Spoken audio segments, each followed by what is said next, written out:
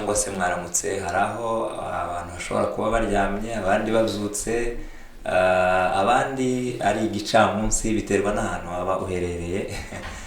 Rero turababwiye ngo ikaze ahahoze kuri Umurabyo Gospel TV, ubu ngubu akaba ari Grand Nile Studio, aho tugenda tubazanira abantu batandukanye bafite impano, ibijyanye n'iyobokamana ndetse n'imibanire rusange. Rero uyu munsi dufite umutumirwa wacu, reka dutangire atwibwira.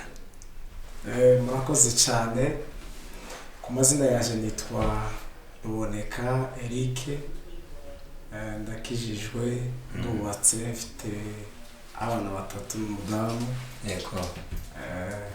Ndi umuvugabutumwa w'itorero rya Ensemble. Urakoze cyane. Murakoze. Ya Ruboneka benshi muzi, hari abashobora kuba bakuzi nk'umunyamasengesho, umuyumbe, umuririmbyi. Ibyo ni ibice bigiye bitandukanye, aho Ruboneka agenda agaragara hatandukanye, kandi hose akahakora. Ruboneka uravuze ati ndubatse, ariko none ushobora kwivuga mu buryo bw'umurimo. Muri ibi bice byose tuvuze ushobora kubicamo byose ukatubwira ati Ruboneka ni muntu muri rusange. Okay, murakoze cyane. Yego, narivuze ngo ndumuvugabutumwa, gasora nkaba umuririmbyi, kuko kaba ni umunyamasengesho, ko ndasenga ngakora n'ivugabutumwa ko wari bivuze hatandukanye, mu bitaramo bitandukanye, nako tugenda dukora amasengesho atandukanye. Ako niko kazi nkora mbese mu majambo ahiye. Yego. Baba ari abo bita, hari abo bita ngo abayumbe. Waba uri umuyumbe, ni gute bimeze? Kabisa ndi umuyumbe. Yego.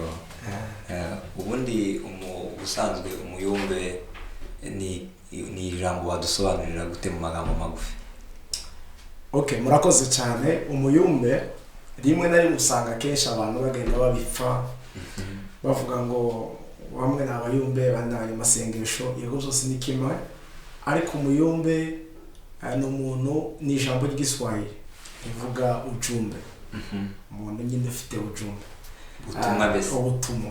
Mu yandi majambo, mu ijambo ryumvikana, ni umuntu ufite ubutumwa, ariko ari nawe umunyamasengesho. Ni ukuvuga ngo Imana iraguheza ubutumwa, uheza abandi. Yego. Noneho bagahita bitwa abayumbe. Niko twitwa abayumbe, niko twitwa abanyamasengesho, ariko byose hamwe nuko babanyamasengesho rero bafite n'ijya message baheza abantu, kugira ngo abantu bumve icyo Imana ivuga muri kino gihe, bumve icyo Imana ishaka ku bwoko bwayo. Yego. Umuyumbe rero, umuntu wese wemera Yesu nk'umwami n'umukiza, ndatekereza ko ari umuyumbe. Gusa ikibazo nuko abantu benshi bazi ko umuyumbe ari umuntu usirimba, ari umuntu mbese ugaragara cyane kuri podium. Rero umuntu wese wemera Yesu nk'umwami n'umukiza ni umuyumbe, kuko hari message Imana yamuhaye. Yego.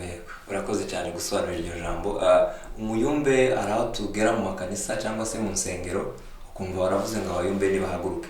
Kubera ko iba ari groupe y'abantu runaka, kandi abantu wenda ufite message wese ashobora kwiyumvisha yuko ari umuyumbe. Urakoze cyane ku kibazo cyiza. Nabitekereza nka kurya kukuntu abantu biyorganiza bagakora korali. Yego. Noneho iyo bahamagaye korali kanisa byose ndiritambuka. Ni ukuvuga ngo batambuka abayumbe ni abantu baba bihurije hamwe, bafata umwanya munini wo kubana, wo kuba imbere y'Imana, wo kwinginga kugira ngo Imana igire neza itorero, igire neza ubwoko, igire neza igihugu. Noneho bihuriza hamwe, niyo bavuze ngo nibatambuke baratambuka. Gusa nyine abatatambuka ni impamvu zabo giti cyabo no kudasabana n'abantu cyane, akumva ko wenda yo bagiye kuvangira abandi. Ariko umuntu wese wakijijwe wumva nta kintu kimucira urubanza mu mutima, yagombye gutambuka akaramya Imana, kuko wemera Imana. Asante cyane. Abayumbe bose rero ku isi, nibaza ko bari ahatandukanye, turabasuhuje cyane. Abayumbe turabakunda, kandi nk'uko umuvandimwe wadusobanuriye, ni ibintu bya buri umwe abaye yatinyutse afite icyo yabwira abantu. Rero ikindi nkubaza muvandimwe, ibi ni ibintu bisanzwemo gute? Ibintu by'amasengesho, z'uburirimbyi, wabyisanzemo gute? By'ukuri ni utanze nk'akazoza mbese cyangwa ahahise hawe? Murakoze cyane. Ntabwo ndagiriye kinini cyane nsenga kuko natangiye gusenga muri 2008. Urumva ko hari abatangiye kera, ko hari abatangiye umuzutse bwa kera. Ubwo rero uko byatangiye byo ntabwo nari nkijijwe, ntabwo nakoraga ibyaha byinshi, ariko kandi ibyo nakora si byizabiri kuko ntabwo nemera Yesu nk'umwami n'umukiza. Ariko umunsi twahuye na Yesu arampindura, ndamwemera, ndamukurikira. Natangiye urugendo rwo gusenga, ntangira kugendana n'abantu basenga. Inshuti zanjye nagiraga zidasenga, ntangira kugenda zireka kugeza igihe kimwe. Ni ukuvuga ngo maze kureka nkurikiye Yesu, ibyo nabagamo nabireka kurikira Yesu. Natangiye no kureka n'inshuti zanjye zimwe twakoranaga wenda ibintu bibi, izi ngizi zanyoshaga cyangwa se njyewe nkazosha kugira ngo dukore ibintu bibi, turekana nazo. Natangiye kuzuza nkupa nkaguma mu rugo kugeza igihe bari baranyise izina ryitwa Delta urayizi? Delta ni abakeke sekirite baba muri Kongo bitwa ba Delta. Noneho njye nkaguma mu nzu mu rwego rwo kugira ngo nirinde guhura n'abariya mugenda barakomera arashobora kuza kandi ku. Ubwo rero natangiye gusenga, tangira gushakisha inshuti z'abantu basenga, tutangira gusenga. Ntabwo ibintu zo kuririmba ntabwo nari mbizi, ariko gusa nkumva umuntu yaririmba cyane cyane nk'indirimbo y'igipfurero kayumva cyane. Umuntu yaririmba indirimbo y'igiswahili kayumva, nkumva ndetse ngiye nko kurira, kandi nkumva nyine umutima waje wise uyifata n'ubwenge bwaje wita wifata, nkumva ndayifashe. Noneho nagenda ndije nyine gasohoka gasubiramo. Buryo nabaye muri korali mu Bukavu, muri Methodiste, muri korali yitwa Injini. Ntabwo narizi kuririmba, bakaza bambwira no kundirimba ikanari. Ariko uko byagiye nagiye mbona naryama nkabota ndi kuririmba. Nuko byagiye biza, noneho ntangira gutinyuka, impano y'uburirimbyi ihita iza. Noneho ubu nyine numva nta kibazo, wombwira ngo ndirimbe noririmba nicuye. Turaza kuguha umwanya uririmba.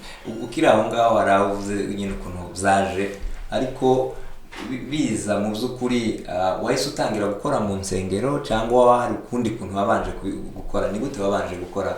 Okay, uko natangiye gukora ni ukuvuga ngo twaba dufite abaririmbyi bagafata mu mikrofone bakansingiriza nanjye, hakaba igihe ndirimba nyine jana nabo. Urumva umuntu uko aririmbye ngakenera ngo ndirimbe kuko nawe haririmba. Noneho bityo uko tugenda turirimba niko bumva ko ryajwi ryaje risohotse naryo rishobora kuja imbere y'ayandi. Bagahita bampeza mikrofone, ni ukuvuga ngo ngahita ndera ya ndirimbo, yaba ndanayimenya ngatera igitero kimwe, nkaba nosinya undi agahita akomerezaho icya kabiri. Nuko niko byatangiye, bampeza mikrofone, nuko impano y'uburirimbyi igenda. Urakoze cyane. Turabibutsa kuko nababwiye ko icyahoze ari Umurabyo Gospel TV cyahindutse Grand Nile Studio, aho turimo tuganira n'umukozi w'Imana Ruboneka. Nanone kandi hari igice bakuzimo cy'uburyo bw'uburirimbyi ariko twaza tuganiraho. Hari ukubura umunyamasengesho, icyo ni kimwe. Hari ukubura umuyumbe kurya babitubwiye ari bo banyamasengesho n'ubundi, ariko tugiye kwibanda cyane ku gice kijanye n'uburirimbyi. Igice kijanye n'uburirimbyi, aho ibyo watubwiraga waririmbaga ico gihe, kuko uburirimbyi burimo ibice bibiri. Hari indirimbo z'abantu bose, hakaba indirimbo za korali. Ese ico gihe waririmbaga zino barepeta buri munsi z'amakorali cyangwa zari indirimbo n'ubundi zifasha zino z'abantu bose dusanzwe tuzi? Urakoze cyane. Indirimbo za korali zarananiye. Ni ukuvuga ngo nabaye muri korali tukiga indirimbo, noneho bazana nk'indirimbo y'Icyongereza. Sinaroga amenya twarendaga turirimba nk'icyo zingaye mu kanisa ntarayimenya. Ni ukuvuga ngo n'ubu nyine indirimbo ya korali ndashobora kutayimenya yose, kaba nomenya agace kamwe. Kandi kakandi ngakaririmba neza. Ni iki kikugora muri kuvuga ngo mfata indirimbo y'ibitero bingahe ya korali? Ariko indirimbo yo gushimisha, indirimbo yo konga nofata ibitero byayo, ariko sinzi impamvu nyine zita. Ni ikibazo cy'abayobora kumwe babwira ngo basubiremo, byaba ari byo bituma udakunda indirimbo za korali? Uya ndazikunda cyane, so kuvuga sinzikunda, ndazikunda usibye gusa ko nyine urumva umuntu umenya indirimbo za korali nuko aziga. Iyo ukora practice ni ukuvuga ngo za ndirimbo urazimenya. naho twe tuzumvira hariya ugahita ufata aka gace kamwe. Yego, bivuga kuko igihe cyose cyabakunze uburirimbyi wakundaga indirimbo z'abantu bose kurusha indirimbo za korali. Yego, ari naho wisanze cyane. Yego, turagushimira kuri iki gice. Nico gice navuga ko turi bwibandeho aricyo tugana tuganira tugarukaho. Ubusanzwe indirimbo z'abantu bose tuzi ko ari indirimbo abantu babwira muhaguruke dufatanye iyi ndirimbo, ariko ugasanga abantu bamwe niyo bavuze ngo duhaguruke hari abantu badahaguruka tibazizi. Ni ukubera iki bariya abantu ziriya ndirimbo batazikunda, cyane cyane abantu batoya? Ubona ari iyihe mpamvu abantu batoya badakunda ziriya ndirimbo? Okay, murakoze cyane. Iki ni ikintu gikomeye cyane kubera ko mu bigaragara abantu cyane usanga ntibazikunda kubera igihe tugezemo. Yego. Ni ukuvuga ngo iri iwacu indirimbo zo mu gushimisha, indirimbo za wokovu, nizo zari indirimbo zari zifite amavuta menshi cyane. Mbese zari zigezweho. Zino za korali zikaba nk'indirimbo nyine zo kurepeta, ariko zino ndirimbo zabaga zifite umwimerere wazo kubera kuko zabaga zihimbwe mu buryo bufite imbaraga zitandukanye n'iza kino gihe.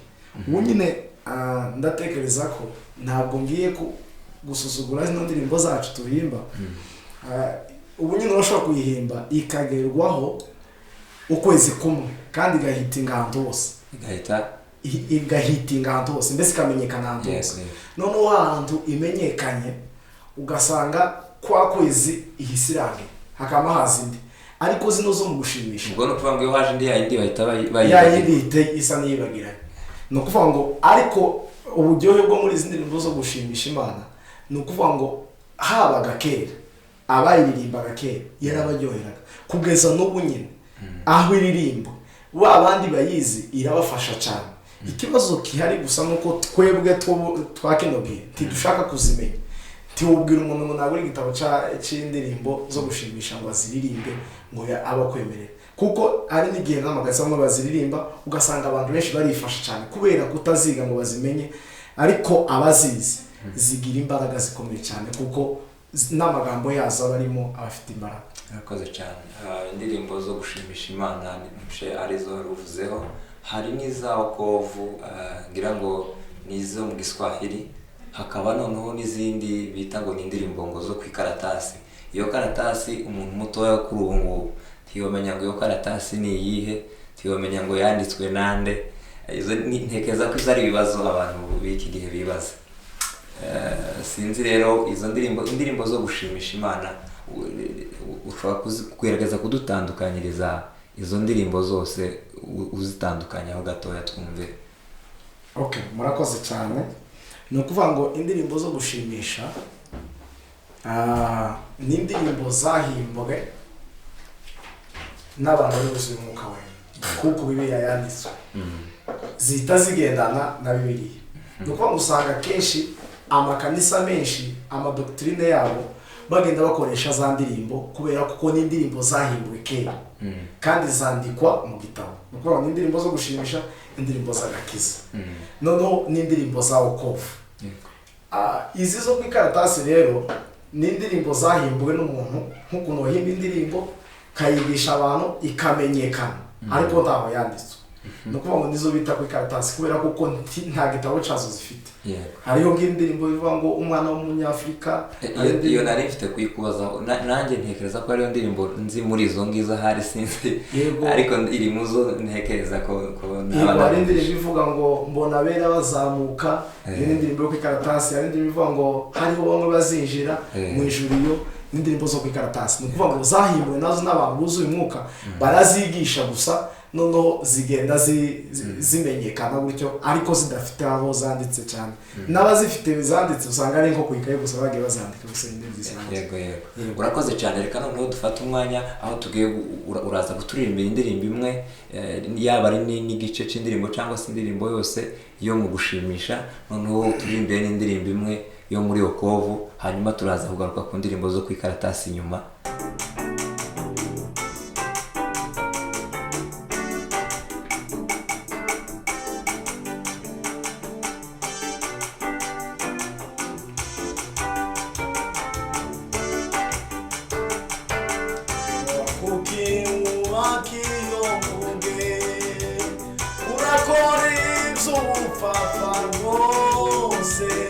Utuye imusozi kandi ndamazari tukora biratuyobera. Utuye imusozi kandi ndamazari tukora biratuyobera. Uwiteka niwe wabivuze yuko abagizi ba nabi bose abujuje isi ibyaha bazamagwa n'amazi, ayo mazi azaba ari umwuzure. Abujuje isi ibyaha bazamagwa n'amazi, ayo mazi azaba ari umwuzure. Bagira inama yo kubazanya, none n'uwayo bavuga ukuri, bati dukwiye kwemera twikomeze tuzokwinezeza. Bati amena gato dukwiye kwemera twikomeze tuzokwinezeza.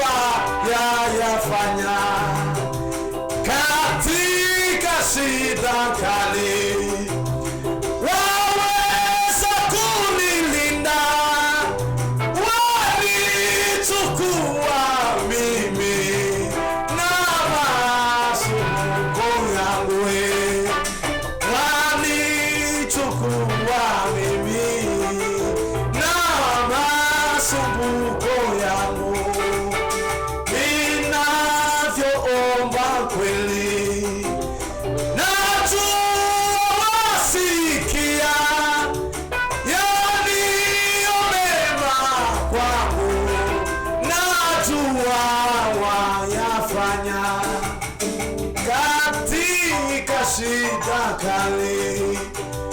Waweza kutulinda, wanichukua mimi wena masumbuko yangu, wanichukua Baba we na masumbuko yangu,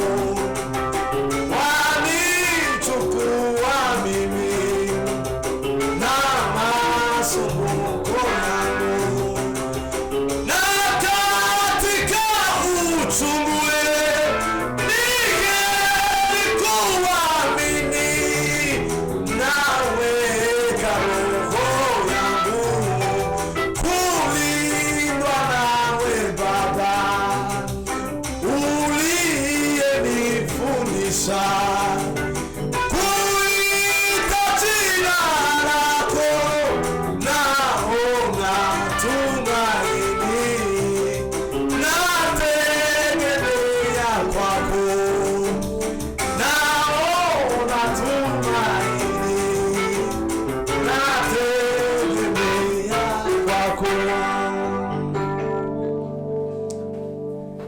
Haleluya Yesu.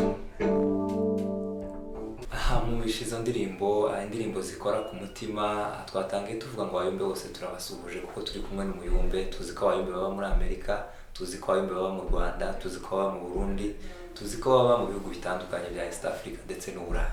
Aho hose hari abayumbe. Niba mwumvishe izi ndirimbo, mwumvisha imbaraga n'amavuta Ruboneka yavugaga ziba zifite. Ushobora kuba ufite ikibazo kumva indirimbo ugahembuka, ushobora kuba ugeze ahantu wihebye nkuko nyine yagiye abivuga mu ndirimbo zimwe nk'iya yatangiriyeho ya Noah, avuga amateka agiye atandukanye ari muri zino ndirimbo. Ni imbaraga zikomeye, ni imbaraga tutabona uko twasobanura. Urakoze mwene data, hari imitima ihumuritse ku bwawe cyane uyu munsi. Dukomeje nakubaza ikibazo, hari igihe wigeze kugera mu kibazo runaka, ugeze muri ico kibazo wagize ni kiki kintu ca mbere wakoze kugira ngo ubashe kumva ubugingo bwawe busohoka mu kibazo? Kuko hari aho umuntu agera akagotwa n'ibibazo bitandukanye by'ubuzima. Ese ico gihe kigeze kukubaho? Urakoze cyane. Ibibazo ntizobura umuntu ari mwisi, hari igihe ibibazo biza. Rero ikibazo kije, ni ukuvuga ngo ndasenga, yego, naririmba iho kumva cya kibazo gisa n'igishize.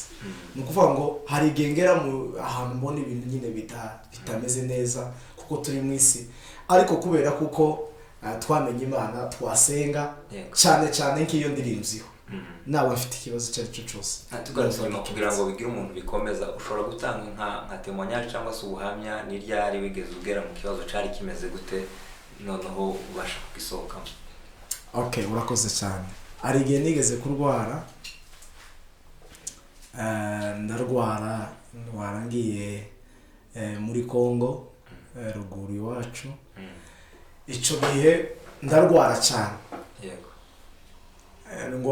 indwara bita korera. Ni ukuvuga ngo urabizi ko abantu bazamukaga ari ku wa gatatu, ni ukuvuga ngo undi wari wayigwaye kundi wa gatatu wari washize iwe ahita apfa. Undi twari tugwaranye nawe ahita apfa, njyewe ndasigara kugeza igihe batwirukanye mu muhanda twarimo baravuga ngo nibatware intuzi. Ariko igihe natangiye kumva ubwenge, natangiye kuririmba, tangira kuririmba, numva ko ubugingo bwanje busa n'ubuhemuka, kubera kuko ni impano nkunda kandi nza numva ari yanje Imana yampaye, ari ingabire ikomeye cyane. Kuko iyo mpuye n'ikibazo nkaririmba, iyo numva ntishimye, iyo numva umubiri waje urwaye, iyo ndirimbye numva nkize. Kenshi cyane hari n'igihe mu materaniro wenda nk'abantu bakunda kurikirana channel iwacu, hari igihe ngera no materaniro numva n'umutwe utameze neza undi, ariko napfa kuririmba gusa wa mutwe tukiri. ukuri. yego. Iyo channel wari uvuze yitwa gute kugira ngo abantu babashe kuba bashobora kuyikurikira? Yitwa urashobora kwandika Rock Assembly ukayibona. Niho cyangwa ni ya Rock Assembly cyangwa ni ya Rock yanje yitwa Ruboneka Official. Okay. Abantu barabyumvise rero bashobora kuza kureba izindi ndirimbo zitandukanye. Mwumvishe ukuntu umuvandimwe yasohotse mu kibazo cy'uburwayi byari bikomeye. Niyo mpamvu twavuga ko indirimbo zibatura kandi zigakiza. Arizo z'ibi ngibi yakoraga.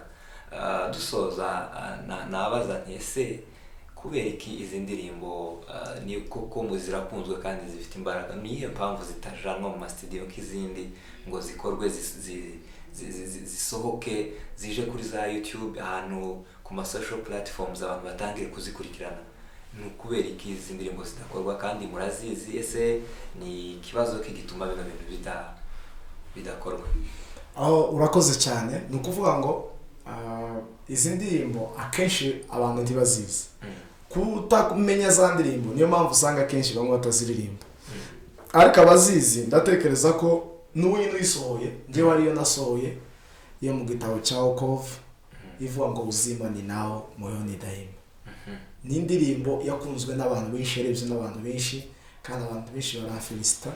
Ni ukuvuga ngo rero birasaba kuba uyizi, wamara kuyimenya ugafata intambwe yo kuja kuyisohora. Abantu benshi rimwe na rimwe niyo mpamvu usanga kenshi batazisohora kubera kutazimenya, ariko abazizi bazisohoye numva nta kibazo kirimo. Yego. Twahera kuri wowe tuguteye courage uzazisohore, ndetse hari n'uburyo abantu bakora ubufasha ariko izo ndirimbo zigasohoka kuko bisaza amafaranga. Ubu ngubu indirimbo isigaye ija muri studio ikagenda audio igasohoka, video igasohoka, biba bisaza ubufasha bwinshi.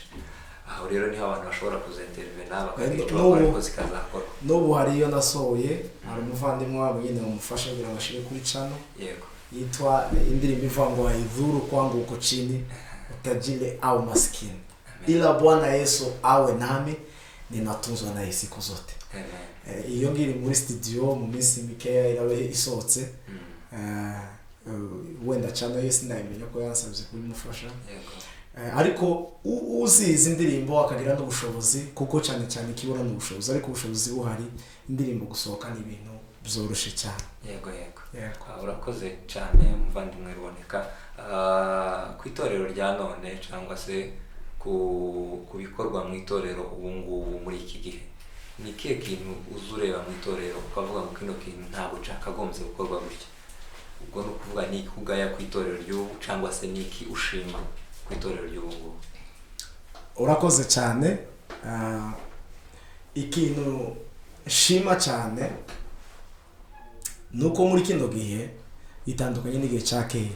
Ndatekereza ko ubu nyine amatorero menshi 90% nayobowe n'abantu batoya. Yego. Ico genda gishima kubera ko umuntu mutoya aba bifite n'imyumvire nyine ifite isobanutse, kuko aba yarize, abazi ico gukora. Simvuga ko nabare batize, arabashaka kuzana kuba wenda nibijanye n'igihe naho turi. None ugasanga ico kintu ni ciza cyane. Ico ushobora kuvuga ngo none nga mu itorero ntabwo ari byinshi, ni ikintu umuntu yokorana ntabwenge, ariko ukora ibintu ufite ubwenge ni byiza cyane. Urakoze cyane. Reka tuze gucishaho za ndirimbo zo kwikaratasi twasize, hanyuma nitumara kuzicishaho tugaruke duja muri gahunda yo gusoza ikiganiro.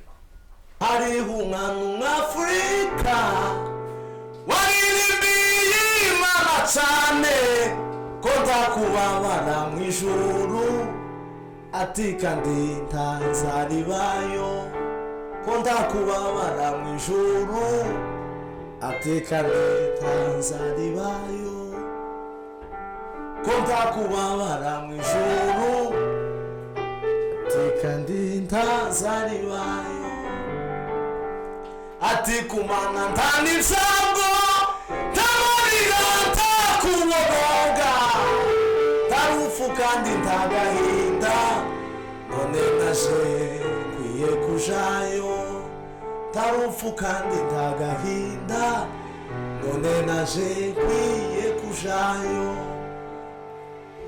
maze yibuka ya magambo amwe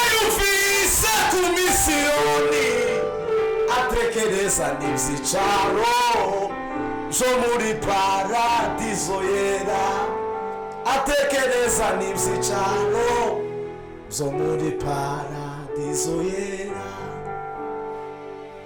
Ati kumana tani ibyago tamarira ntakuboroga, ayi tarufuka ndagahinda, none naje nkwiye kuja kwa data. Tarufuka ndagahinda, none naje nkwiye kujayo. Maze yibuka ya magambo amwe yumvise ku misiyoni, atekereza n'ibyicaro byo muri paradizo yera, atekereza n'ibyicaro byo muri paradizo yera. Ahera kwarashavura cyane, tagoba kandi tagahinda, kuzamuvamo azubona nyaracikana, yashakaga kuzamuvamo azubona nyaracikana. Ati kumana tani ibyago tamarira ntakuboroga, ayi ntarufuka ndagahinda, none naje nkwiye kujayo. Tarufu kandi ntagahinda, none naje nkwiye kujayo. Tarufu kandi ntagahinda, none naje nkwiye kujayo. Naho nanyura mu gikombe cy'igicucu cy'urupfu, isibo yawe n'inkoni yawe birampumuriza. Ayi sinzatinya ikibi cyose, kuko ndi kumwe na data. Anyobora inzira yo gukiranuka, kubw'izina ryiwe tugenda amahoro, kugirirwa neza n'imbabazi ziwe bizahorana abamukundi iteka ryose, bizahorana abamukundi iteka ryose. Anyobora inzira yo gukiranuka, kubw'izina ryiwe tugenda amahoro, kugirirwa neza n'imbabazi ziwe, ayi bizahorana abamukunda iteka ryose, bizahorana abamukunda iteka ryose. Naho nanyura mu gikombe cy'igicucu cy'urupfu, isibo yawe n'inkoni yawe biraduhumuriza. Ntituzatinya ikibi cyose, kuko turi kumwe na data. Kuko imisozi yose Yerusalemu niho iteka rindi itorero ryiwe, azaririnda amasha ndetse n'amaza, uhereye none ukageza iteka ryose, uhereye none ukageza iteka ryose. Naho nanyura mu gikombe cy'igicucu cy'urupfu, isibo yawe n'inkoni yawe birampumuriza. Ayi Mana we, kuko ndi kumwe na Yesu we, sinzatinya ikibi cyose, kuko ndi kumwe na data we. Ubwo narigeze mu ishyamba, ndeba inyuma n'imbere, mbona agasuti yotabara niyambaza data. Mbona agasuti yotabara niyambaza Yesu we, nikica ndandukanya na data, n'urupfu cyangwa imibabaro. Naho nagera ndetse mu rupfu, nzabana n'uwo mwami we. Naho nagera ndetse mu rupfu, nzabana na Yesu. Naho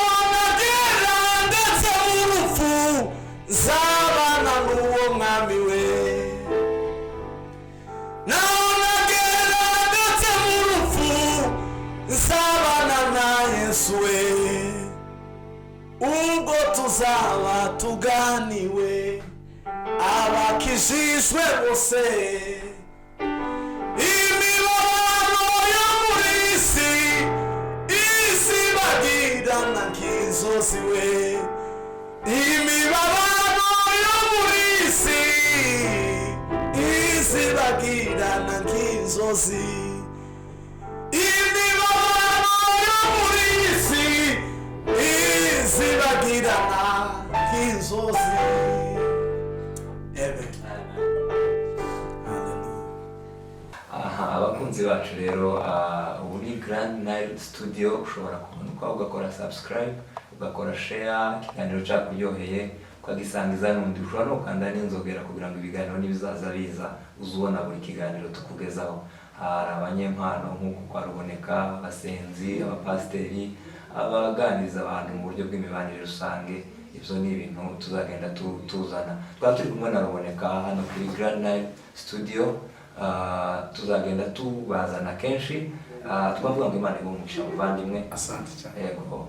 Hanyuma dusoza, umuntu wubatse umugore n'umwana wawe, iyo muri mugira muzamubaka batarama bimeze bite? Murakoze cyane. Mfite abana batatu. Yego. Ni ukuvuga ngo twaba dusoje ikiganiro nakubajije ako kanya. ni ukuvuga ngo turaririmba n'umugore waje ni umuririmbyi. Yego. Gusa nyine izo ndirimba ndazizi cyane, azi indirimbo zino z'abakorari. Murakoze. Ni Grand Nile Studio, kora subscribe. Ibiganiro byacu nakagaruka, tuzagenda tubagezaho ibiganiro bitandukanye, kandi twababwira tuti shalom shalom aho uri hose. Bane n'Imana, mukomeze kugira ibihe byo kwegera Imana. Imana ibahumugishe cyane.